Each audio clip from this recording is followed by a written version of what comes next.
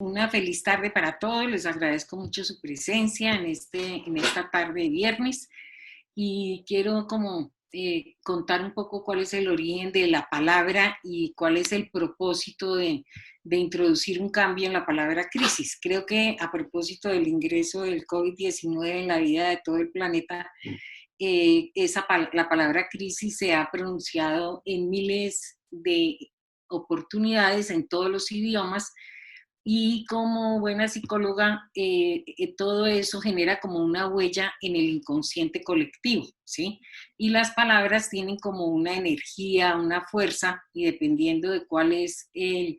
la esencia de la palabra, van afectándonos de una u otra manera. Eso lo experimentamos en el día a día. Los niños, por ejemplo, son muy receptivos a la manera como uno les habla, al tono de la voz.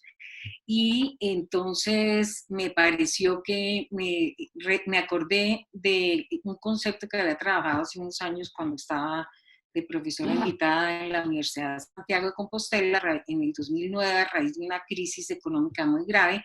Escribí un folleto que se llamaba Psicreasis y en este momento como que dije, no, voy a retomarlo, realmente tiene un valor importante y me fui a una fuente que es un médico alternativo, un médico Masuro Emoto, que hizo unos experimentos sacando fotos al agua ante un estímulo de una palabra hablada. Y encontró que las figuras que se formaban, que eran como figuras mandálicas, cambiaban radicalmente dependiendo como de la energía de la palabra. Entonces, lo que él dice es, si algo aparentemente como tan pasivo, inerte, tiene esa respuesta, ¿qué no pasará en el ser de las personas ante esa palabra? Me pareció como hacer algo interesante y en esa época, en el 2009, di algunas charlas y la gente como que cuando decía, no, vamos a cambiar la palabra crisis por creasis, por lo menos le generaba como una sonrisa y sí, ¿por qué no? E incluso varios colegas psicólogos me llamaron, Graciela, esta crisis está muy grave, no sé qué, ¿por qué no hacemos algo? Entonces yo les propuse que hiciéramos un grupo que llamamos Delfos, un poco arrogante, como el oráculo, uno como asesor que está acompañando a la gente, que buscáramos responder a esas preguntas de la gente e hicimos, esta fue una oportunidad muy bonita de trabajar con un grupo de colegas e invité a un conferencista brasilero, Valdemar de Gregory, que es experto en la teoría tricerebral,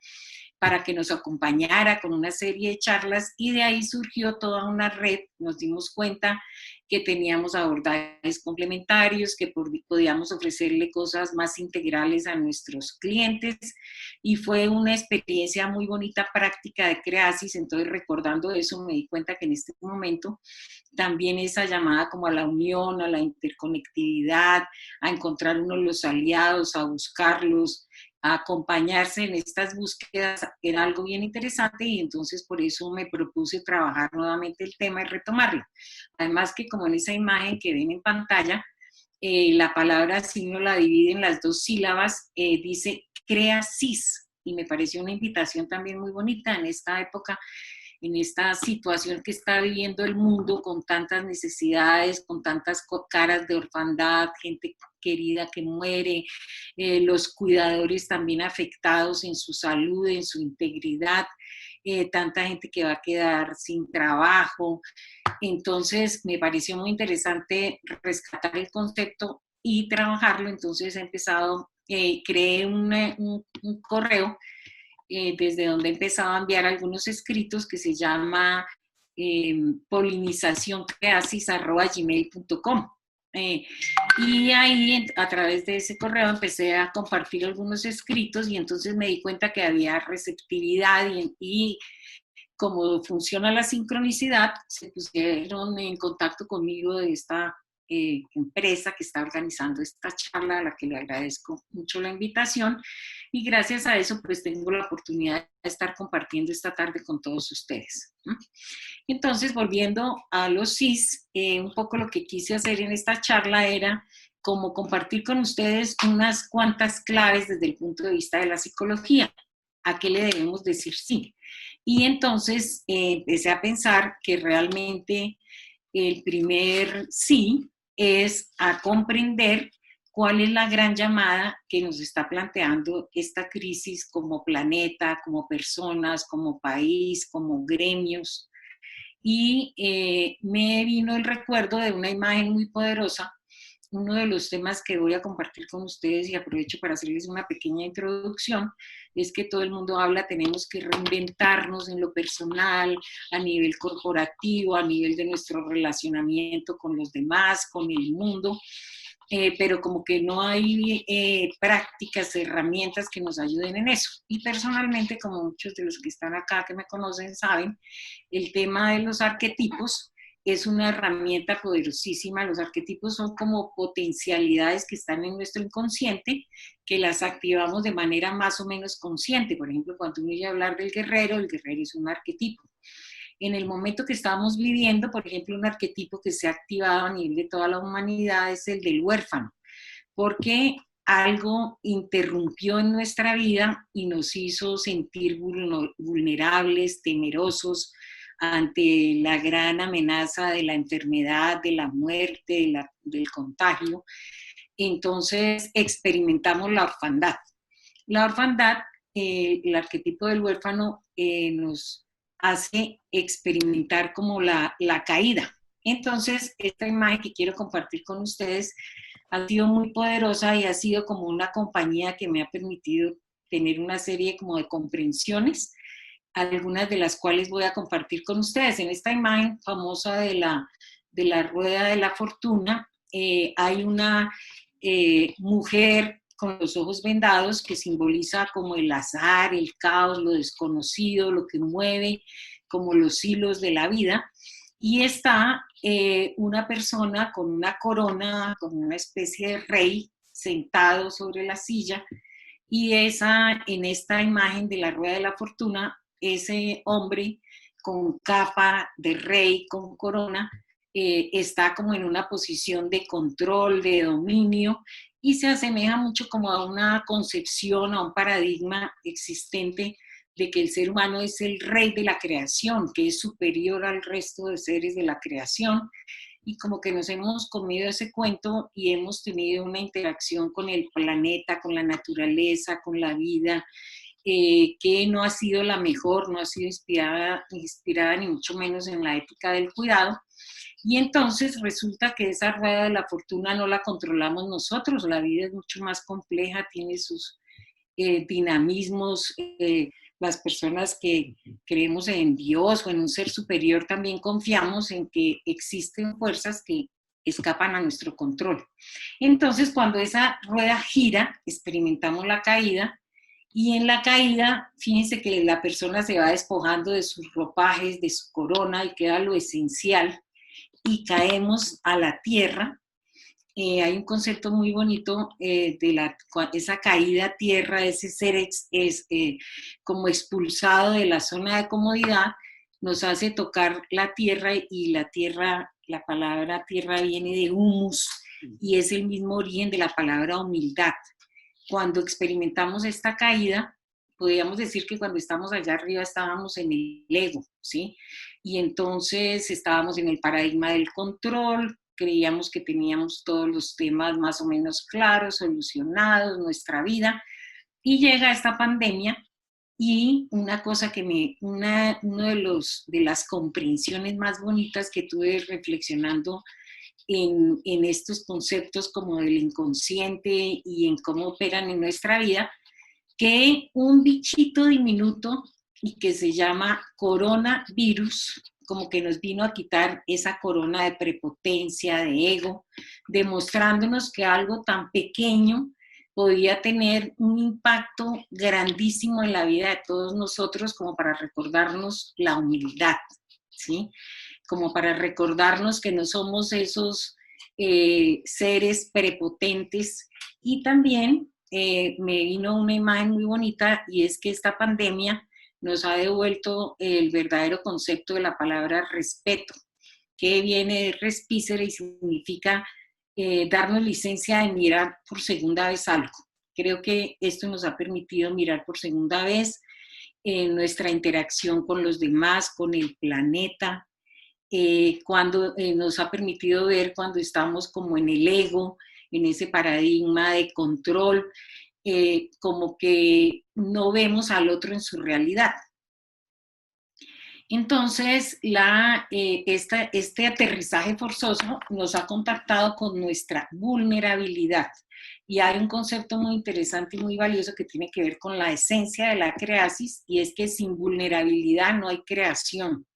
porque la creación parte de algo que nos conmueve, de algo que no nos parece que está de la mejor manera, y nos inspira y nos llama a utilizar esa gran fuerza de la imaginación para transformarla.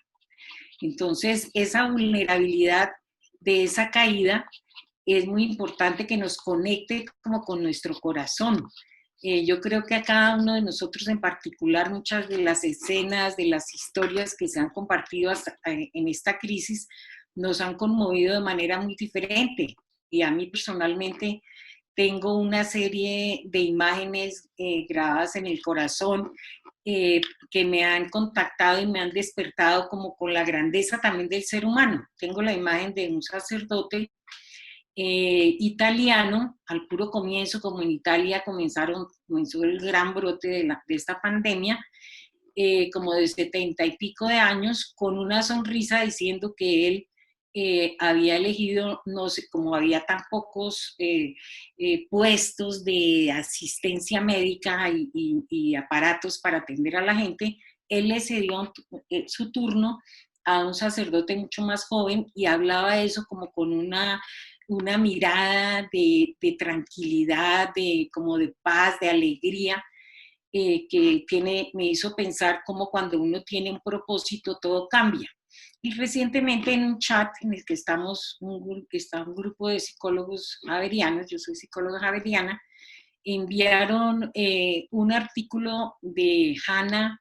Freile, la hija de una psicóloga javeriana que está en el corazón de la pandemia en Nueva York, en un hospital donde están atendiendo pues todos los pacientes que llegan, y ha tenido que vivir como desde el comienzo todo este tiempo. Se le enfermó el jefe, la jefe, un colega. Entonces ella dice que se contactó en ese momento con su vulnerabilidad, pero también que se sentía muy contenta y tranquila en medio de todo, porque estaba haciendo realidad el propósito que la movió a estudiar medicina, que era salvar vidas, apoyar a la gente, y que la reacción de la gente de Nueva York también era un motivo de inspiración, porque les enviaban comida allá al hospital, cuando salían toda la gente, y lo siguen haciendo, los aplauden, y que todo eso ha sido una compañía y como una nueva forma de relacionamiento de todo un gremio con el resto de la sociedad. Entonces, todo esto son como expresiones de la transformación que trae todo esto. Una cosa interesante es que los que están ya como muy posicionados en ese plan de reyes,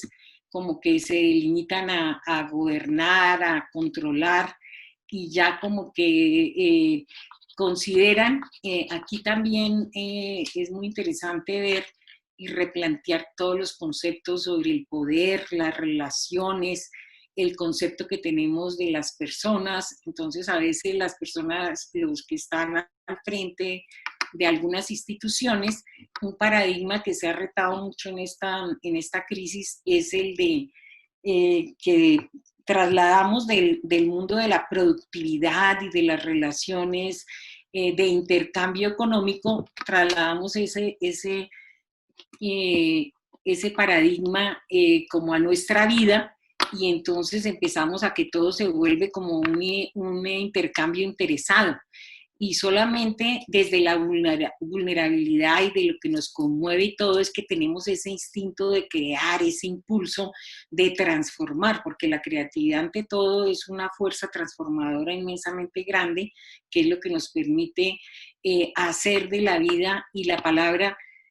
una cosa muy interesante es que la palabra creatividad en su esencia es crea en ti vida. Entonces, la principal obra creativa que tenemos como seres humanos es qué tipo de vida estamos creando, en qué tipo de persona nos estamos convirtiendo, y en eso los arquetipos, que son como esas diferentes facetas que representan muchas posibilidades diferentes de lo humano, nos ayudan a tener como un equipo. Carol Pearson, una de las autoras que ha trabajado mucho esto de los arquetipos, dice que los arquetipos son como nuestra familia interna. Entre los arquetipos están el buscador, el creador, el amante, el destructor, que ahorita vamos a hablar, en la segunda clave vamos a hablar con amplitud del destructor, porque tiene un papel muy significativo en la vida de todos,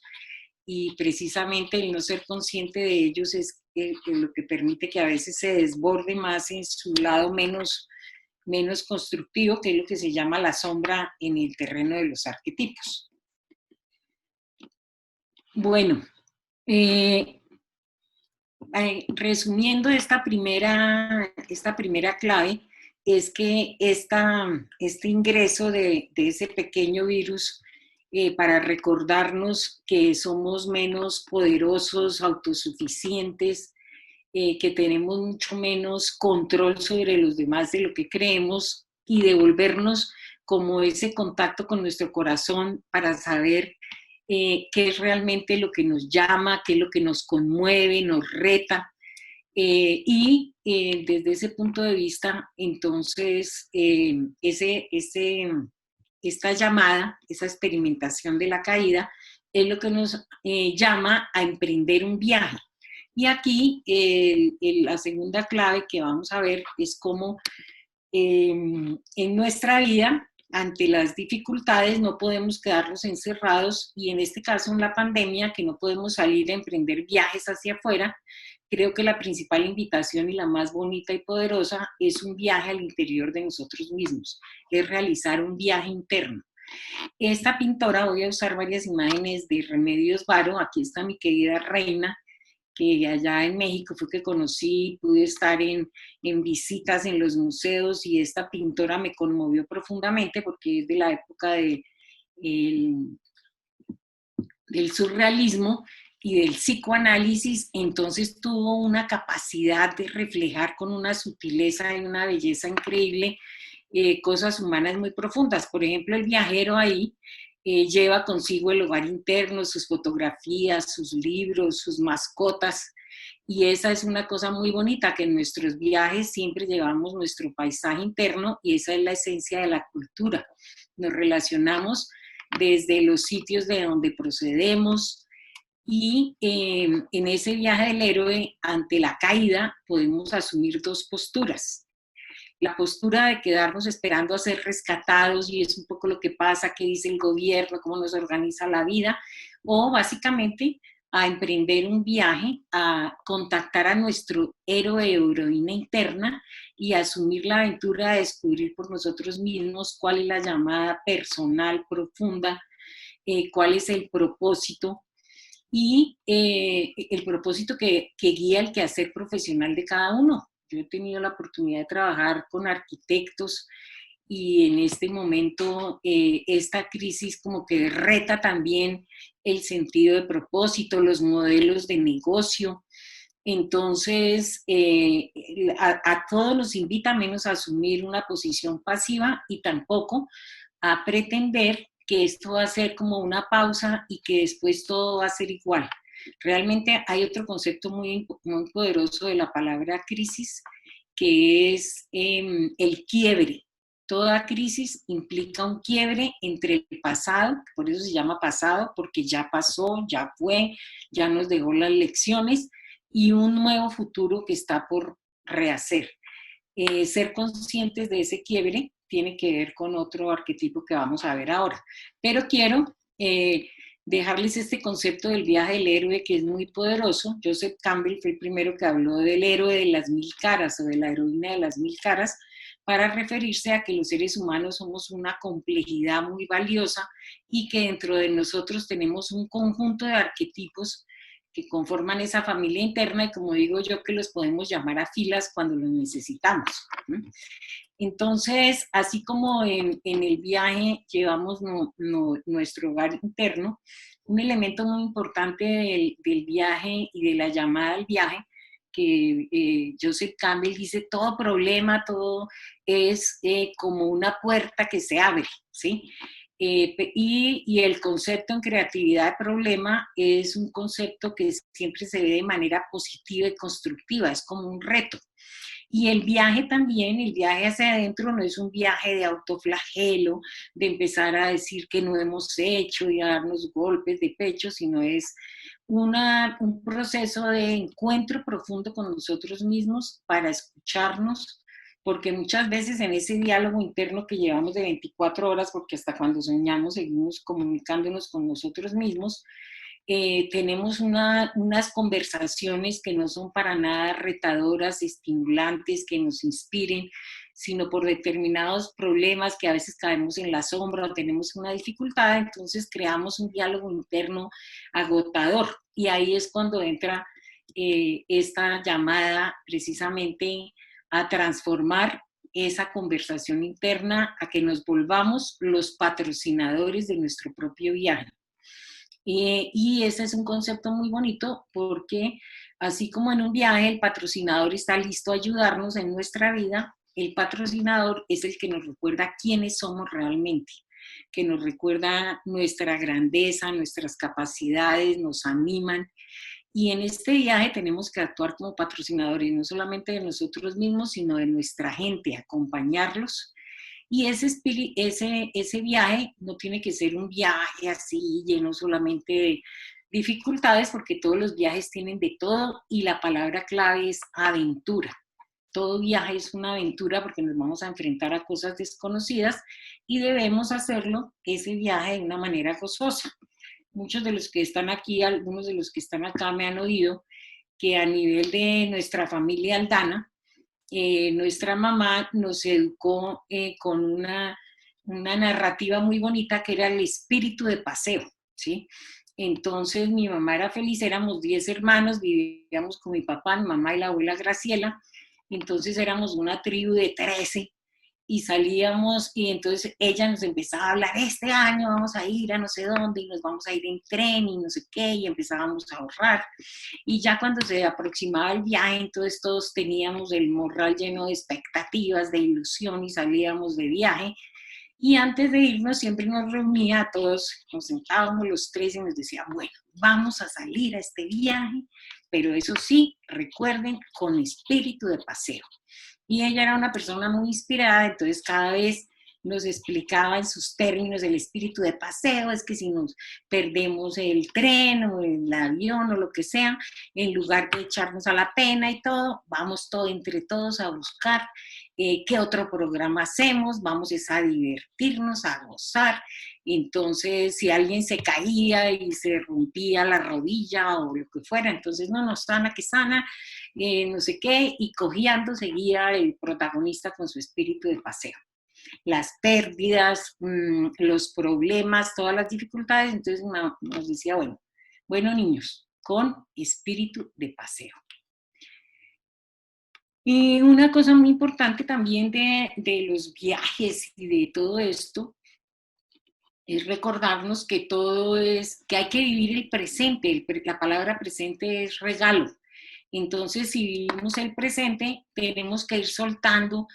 y eso era muy bonito porque en vacaciones todos estábamos como con un ánimo completamente diferente. Entonces, cuando uno suelta algo, debe prepararse para algo nuevo y precisamente por eso nuevo que comienza requiere decirle adiós a algo que ya pasó y entender que la vida son esas entradas, salidas y que eso es parte de la dinámica y de la trama de la vida que nos enriquece permanentemente. Bueno, entonces este viajero sale con ese espíritu de aventura y es muy importante también que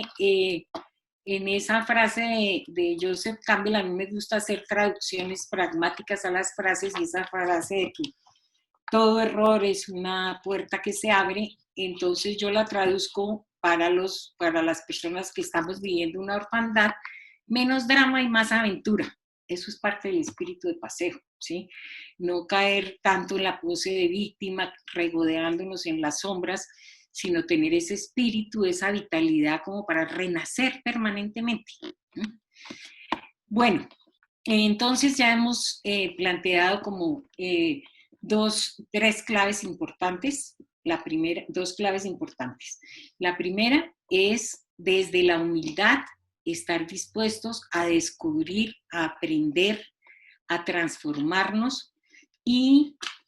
cada uno, lo invito a que cada uno piense esta pandemia en su circunstancia, en la singularidad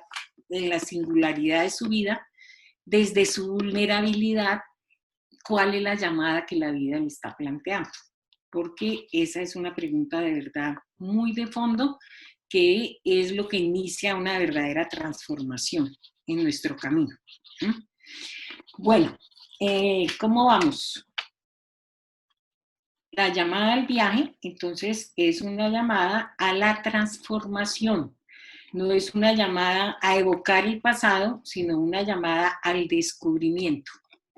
Y desde ese punto de vista, entonces tenemos un aliado al que no sabemos apreciar en nuestro inconsciente. Y yo a veces he reflexionado tanto porque con esta lente de los arquetipos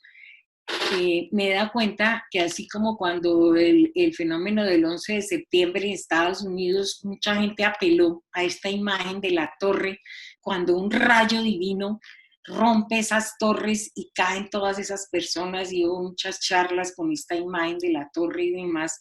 para demostrar cómo esas fuerzas de la fortuna, en este caso como un rayo que rompe esa torre, hace que las personas experimenten esa caída, y esa caída puede ser un nacimiento, una muerte con renacimiento.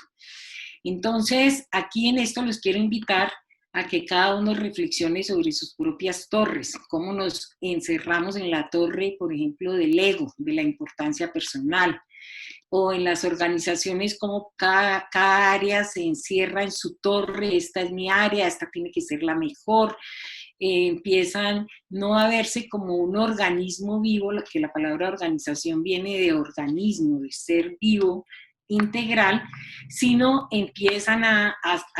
hacer fortalezas que se van alejando más de los otros, y debido a esa falta de conciencia de interdependencia es que tenemos los resultados que estamos obteniendo en muchos aspectos de nuestra vida. Entonces, esta llamada de la torre es una llamada profunda a la transformación, y tiene que ver con el arquetipo del destructor. Todos los arquetipos tienen una faceta luminosa y una faceta sombría. Entonces, el destructor, lo primero que tenemos que entender es que es parte de la vida. Desde que nacemos, el acto del nacimiento es un momento de desapego, de separación del vientre materno, donde estábamos en una paz, todo nos llegaba sin mover nada. Y ese momento del nacimiento es una primera separación, es una primera distanciamiento, donde morimos a un estado y nacemos a otro. Entonces, este concepto de la torre y del arquetipo del destructor es muy profundo, porque precisamente nos plantea que el morir es una forma de renacer, y de un renacer con renovación. El ingreso del destructor en nuestra vida está en todo. Por ejemplo, en un jardín, yo que estoy mirando acá a través de la ventana del jardín, uno ve en el jardín cómo uno tiene que podar los árboles para que sigan renaciendo, cómo tiene que sacar toda la hierba mala que se mete en el jardín, cómo tiene que la semilla se rompe para que empiece a florecer una plantica, y en el proceso de la vida todo es una metamorfosis. Otra imagen que me gusta mucho es la imagen de la metamorfosis de la mariposa, porque ahí hay muertes con nombres y todo incluidos. El huevo se rompe para darle paso a la larva, al gusanito, que dura 3 semanas ahí nutriéndose, y muere para convertirse en la crisálida, dentro de la cual ese gusanito bien feo se convierte en una mariposa esplendorosa. Fíjense cómo la naturaleza nos da imágenes de este destructor como algo natural, pero en nuestra vida creemos que las polaridades, hay una polaridad que es buena y otra que es mala, y los que trabajan en creatividad, en innovación, se dan cuenta que el destructor y el creador son las dos caras de la misma moneda. Si uno se apega a más de lo mismo, nunca va a innovar, nunca va a generar nada nuevo que impacte. Y desde ese punto de vista, esa metamorfosis no es un momento y quedarse uno ahí en eso que se inventó. Steve Jobs a mí me inspira mucho, y decían que él en una sala o en unas oficinas estaban cuidando cómo iban a hacer la nueva versión del computador, y en otra cómo lo iban a destruir para crear la tablet, y en otra más adelante cómo iban a generar ese invento prodigioso que nos ha cambiado la vida, que es el teléfono celular, que en esta pandemia ha tenido un protagonismo muy bonito, por ejemplo, en las escuelas, los niños. Otra imagen muy bonita que tengo yo de esta pandemia es una noticia que vi en Caracol, de una niña que vivía por allá en el Tolima y estaba desesperada porque no tenía computador, entonces miraba las tareas que mandaba la maestra en un celular y era desesperada y se daba, casi que lloraba y de todo porque no entraba la señal. Entonces el papá, todo tierno, por allá en un árbol le armó con unas tablas un sitio, un puesto de trabajo, y la niña se subía hasta allá y alguien contó la historia y fue un periodista, mostraron la noticia y eso conmovió a todo el mundo. A la niña le llegó computador, le llegaron con un bono para que tenga internet de la mejor resolución. Y yo cuando vi esa imagen dije, y a propósito de la orfandad y de cómo se crea desde la orfandad, porque a mí la historia de Steve Jobs me conmueve porque él fue un huérfano. Todos sabemos la historia, que cuando nació la madre no lo quiso tener, lo dio en adopción, pero resulta que a la familia a la que lo dieron en adopción quería era una niña, entonces lo devolvieron, y él, esa frustración de no haber sido querido por su familia, que es una orfandad profunda, él entonces lo convirtió en un sentido de propósito. Yo quiero dejar una huella en el mundo, yo quiero mostrar que sí valgo, que sí soy importante, que no merecía ese rechazo inicial en mi historia. Y yo cuando vi esa historia de esa niña y cuando veo lo polifacético que es ese instrumento, como ahí tenemos la oficina, recreación, distracción, fotos, creo que Steve Jobs desde el más allá se debe sentir muy contento porque logró dejar una huella en el mundo. Y eso tiene que ver con algo muy bonito, y es que todo esto que les he hablado tiene que ver con una profunda transformación cultural en la manera de relacionarnos con nosotros mismos, con los demás, con nuestro trabajo. Y cuando no escuchamos esta llamada del destructor, entonces nos limitamos desde la ética transaccional a decir, no, en este momento de la pandemia, entonces lo que tenemos que hacer es mirar cómo reducimos la planta de personal, y lo vemos simplemente como un ejercicio de números sin una ética del cuidado. Entonces nos estamos perdiendo la oportunidad de ver al destructor como un aliado, un despertador, un transformador que nos ayuda a lograr dar un paso en la espiral de la vida. Entonces, creo que esta pandemia nos invita a mirar el destructor como una fortaleza interna que tenemos que cultivar, y ese es otro aprendizaje, como a manejar las polaridades de manera integrativa, aprender a descubrir cuál es el propósito también en los eventos negativos de nuestra vida cotidiana. Les voy a poner un ejemplo ya personal, como para que vayamos trasladando esto a lo personal, de cómo muchas veces cuando miramos como negativo un hábito, una adicción, lo que hacemos es sentirnos mal, descalificarnos, no estamos integrando de manera luminosa este arquetipo del destructor. Entonces ahí Gilligan, un psicólogo muy famoso de programación neurolingüística, contaba una historia que me encantó, de un paciente que era adicto al cigarrillo. Entonces él, en programación neurolingüística también se habla de encontrar el propósito detrás de ese síntoma y qué es lo que el inconsciente nos está como llamando la atención detrás de ese evento negativo. Entonces empezó a decirle, bueno, ¿y por qué tú te sientes bien fumando? Y yo, no, yo me siento feliz fumando, yo tengo un sitio, salgo afuera con muchos fumadores, y entonces yo me siento muy tranquilo, muy sereno, muy feliz, como que me encuentro conmigo mismo. Y entonces este señor, bueno, ¿cuál puede ser el propósito que hay detrás? ¿Cuál es el objetivo de su inconsciente? ¿Qué es qué es algo más allá de que se siente tranquilo y relajado? ¿Qué es lo que usted busca en esos espacios? Digo, no, ya que usted me lo pregunta, acabo de darme cuenta que para mí es un espacio de libertad impresionante, porque cuando yo estoy solo, entonces empiezo a pensar en qué es lo que me gusta, qué me encantaría hacer, y empiezo también a darme cuenta de cómo he perdido, ahorita que usted me lo pregunta, que para mí el valor de la libertad siempre ha sido súper importante, y que en este momento donde se me ha arreciado el síntoma, he descubierto que me siento poco libre en mi relación familiar, poco libre en el trabajo, no solamente con los clientes, con los compañeros, con los jefes, con toda la competitividad. Entonces, como que siento que en el único espacio donde yo puedo estar libre y tranquilo es cuando estoy fumando un cigarrillo. Entonces, la pregunta del psicólogo es, y realmente este caso es muy valioso y muy interesante, porque Manfred Max Neef,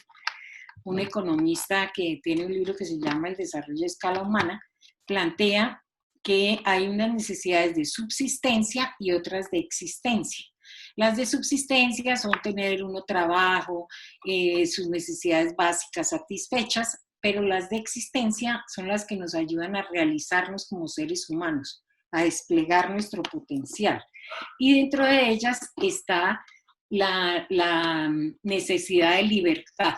Y en una de las charlas con Manfred Max Neef, yo le oí decir que el valor de la libertad es tan importante en todos los seres humanos, que precisamente cuando alguien comete un crimen contra la sociedad, algo muy grave, lo privan de la libertad, que es algo tan valioso para todos. Y yo a veces me pongo a pensar en cómo, por ejemplo, en las organizaciones, en las instituciones sociales, hasta en las relaciones de familia, vamos desestimando ese respeto a esos espacios de libertad, y cómo esta pandemia también nos ha hecho mirar muchas prácticas organizacionales, ¿no? Esos horarios extensos, esa dificultad de empezar a implementar desde antes el home office, todo eso nos apegamos a modelos y vemos que las personas, por ejemplo, claman por llegar a sus casas con la luz del sol, sacar tiempo para sus amigos, para sus hijos, para sus amigos, para todo lo que los amigos son un satisfactor de la necesidad de libertad. Entonces, es interesante ver que realmente esta pandemia nos ha demostrado cómo podemos ser agentes de cambios mucho más ágiles, efectivos, oportunos, escuchando con empatía verdaderamente el sentir de nuestra gente, y de esa manera podemos entre todos generar algo mucho más constructivo y positivo, porque la creatividad sin valores generalmente se torna destructiva, y eso es lo que vamos a ver la siguiente clave. Bueno, esta es una fotografía famosa que tomaron desde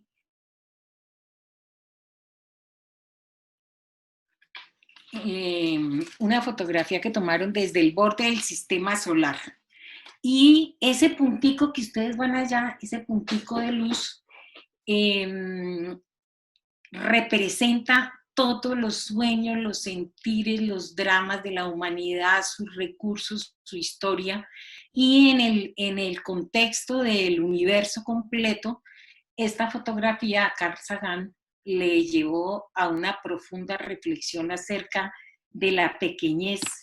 que somos frente a la completud de la vida, y lo indujo a una reflexión profunda sobre qué es lo que estamos haciendo, desde qué valores estamos manejando nuestro ser, nuestro aporte, como esa huella cultural que dejamos los seres humanos en el mundo. Y en los 90, que fue cuando se tomó esta foto que se volvió famosísima, hubo toda una reflexión y una transformación y una revolución acerca de cuestionar y retar ese statu quo, ese ego planetario, porque entre otros, para mí, el coronavirus lo que vino fue a a darnos un feedbackazo cósmico de lo equivocados que estábamos al estar encerrados en estos egos, en esas cárceles que nosotros mismos construimos, y cómo solamente los valores son los que nos ayudan a despertar el anhelo de un mundo diferente, más humano, de una ética del cuidado en el relacionamiento con el resto de los seres vivos. Yo creo que a todos nos han conmovido esas imágenes lindísimas de los animales retornando a casa, encontrando su territorio como limpio, con la posibilidad de ser, de estar, de alegrarnos, de inspirarnos. Entonces, desde ese punto de vista,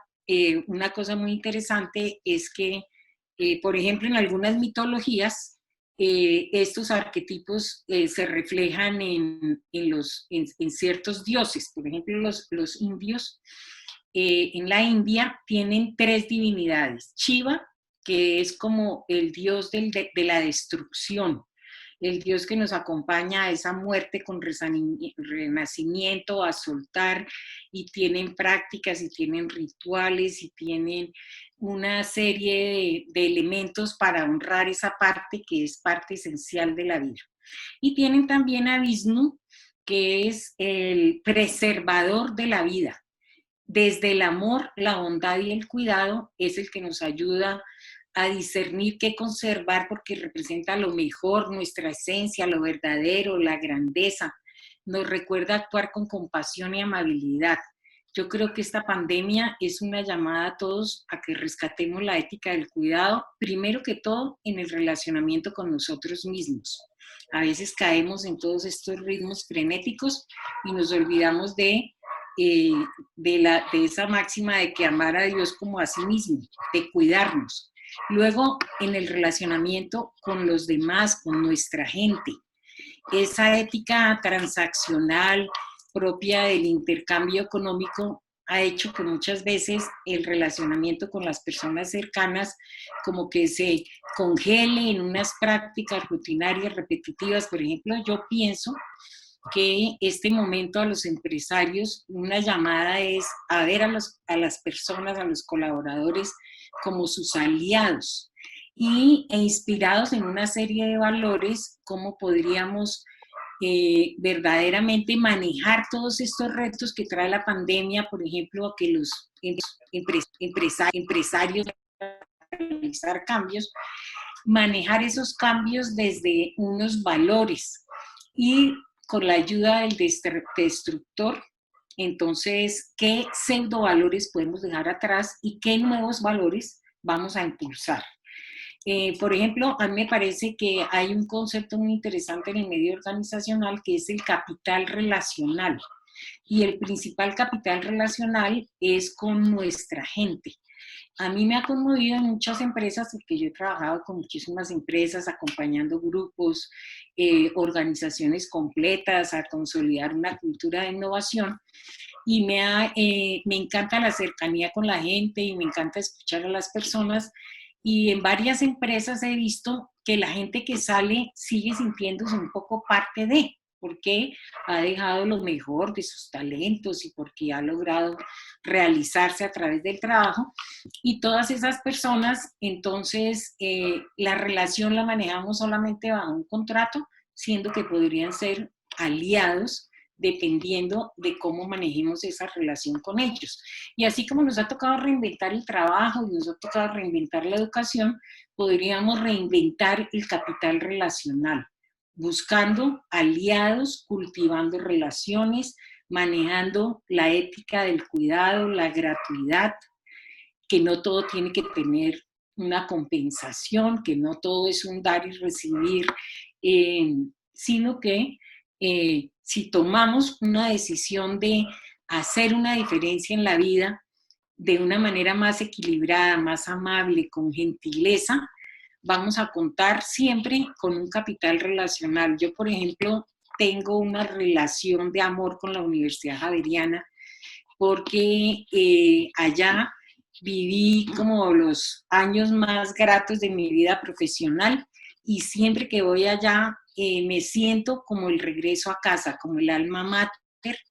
Y después de más de 20 años de haberme retirado, ellos también me han seguido honrando con reconocimientos. Y para mí ese es un ejemplo muy bonito de cómo si uno tiene ese tipo de relacionamientos en un contexto como el de la educación superior, ¿por qué no podemos instaurar algo parecido en el mundo de las organizaciones? Porque estamos fijados en el arquetipo del destructor, como si el concepto de organización no pudiera evolucionar. Así como hay innovación abierta con el ecosistema, así como esta época a raíz del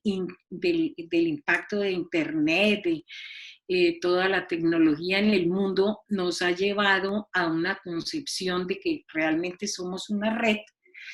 ¿Por qué no llevar esto a otro nivel?